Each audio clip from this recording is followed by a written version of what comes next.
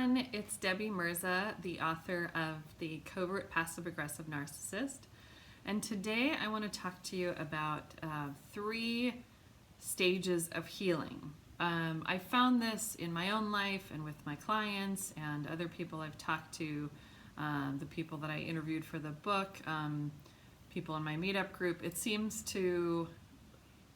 seem to go through 3 different stages of healing, and I think it's helpful to know because when you're in one stage, especially the first stage, it's hard to imagine ever getting out of that stage and what's it going to look like and will life ever feel better, and that kind of thing. So it will, I promise. And then I have a book for each stage that I'm going to recommend to you that I think will really help. So the first stage is, I don't have names for these stages, but stage 1 is that time in your life where you realize someone mentions to you, he or she sounds like a narcissist, and you begin to realize that you've either been raised by one, you've been married to one, you've been dating one, you've been working with one at your job. Whatever the relationship is, it's that very first stage where this is all completely new information to you, and you discover the word covert, and that helps you give you the puzzle piece that you needed to figure out, what's going on.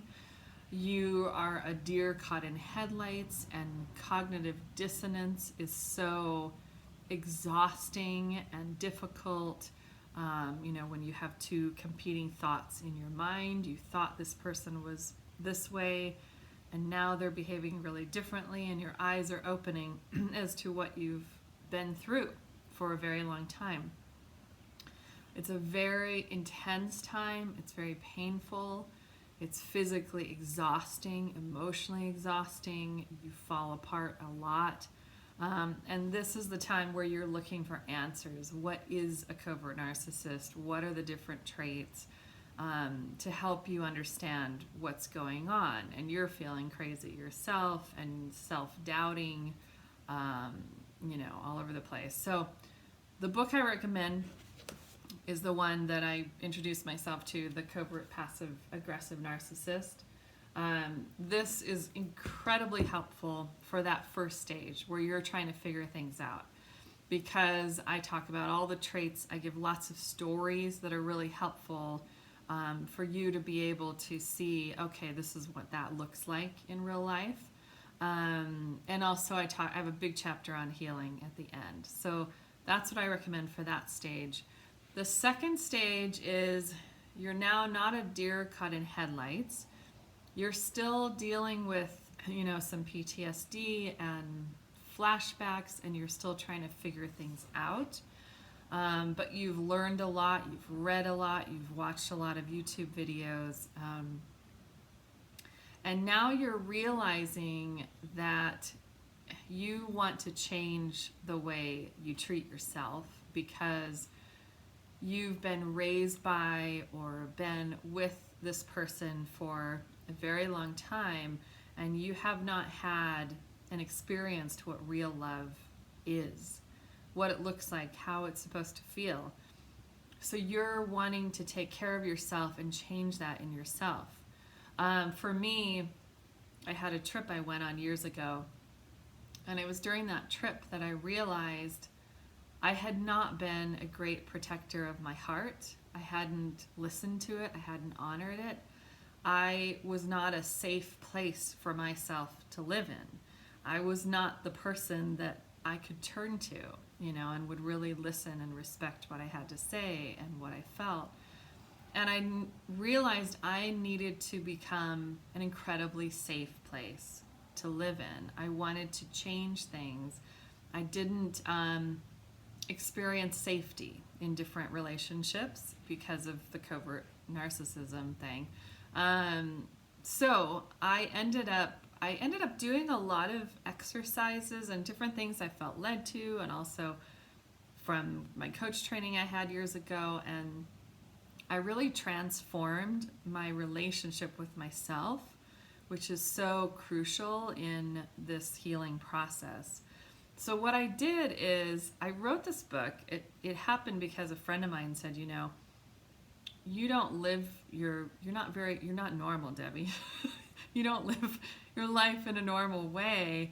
You should write this stuff down, like what you did with your sadness today, and what you did with your anxiety and your depression and your fear. And she said, I think it would really help people. So I started writing it down, and that ended up being the book, The Safest Place Possible. And then I also wrote a companion workbook that you can order. It's just a few dollars. That is a great place if you want to do the exercises that I did to really help change the way I treated myself, the way I lived in this world. Then that's a handy little book to help you do those exercises yourself. So that's for the second stage. The third stage is where you've done a lot of work on yourself. You're much stronger than you were at the beginning, but you're still not loving life. You still find that you're more tired than you'd like to be. You still find that even if something's going well, it's easy for you to revert back to the fear and the anxiety and the sadness, and you still, will play back memories of the relationship. And you're ready to really go to the next level of transforming yourself. You're realizing that your thoughts and your emotions are really affecting the way you're experiencing life. So I'm going to recommend a book that's not mine, but one I just recently discovered, and I am loving this book so much. So this is called Becoming Supernatural by Joe Dispenza. I'm so grateful for this guy, Joe Dispenza. I don't know him, but it would be great to meet him someday. He has he has a science background, and he does a really good job of explaining complex scientific concepts into digestible forms.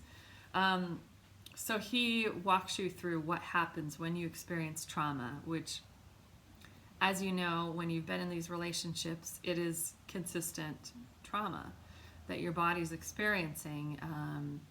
And even when you leave the relationships, there's still trauma that happens in your body. So he explains what happens neurologically and neurotransmitters and neuropeptides and also how to completely rework how your body works. And he explains that when we've been through difficult times, our body gets used to certain feeling states of sadness, of fear, of anxiety. And so in his book, he explains through and also tells incredible stories of transformations people have gone through, incredible healing through different breathing techniques, through guided meditations, through changing the way they see things, the way they believe. So there's just so much to say about this book, but I highly recommend it. And I'm a big believer, as you know, of guided meditations, and I have some on my website, but I'm totally going to plug his. If you go to his website, Joe Dispenza, but I would read the book first because he explains them. He has some really powerful guided meditations that I've been doing religiously that are quite amazing. So I hope that's helpful. I hope it's encouraging to you to know whatever your state, whatever stage you're in, there's another one, and it just keeps getting better. And there will be a day where you will feel very strong, you'll be very clear, and you'll actually feel joy on a consistent basis. And you will love yourself beyond what you could maybe imagine right now and enjoy yourself. So I hope that's helpful. I hope you enjoy your day or evening, and I will talk to you soon.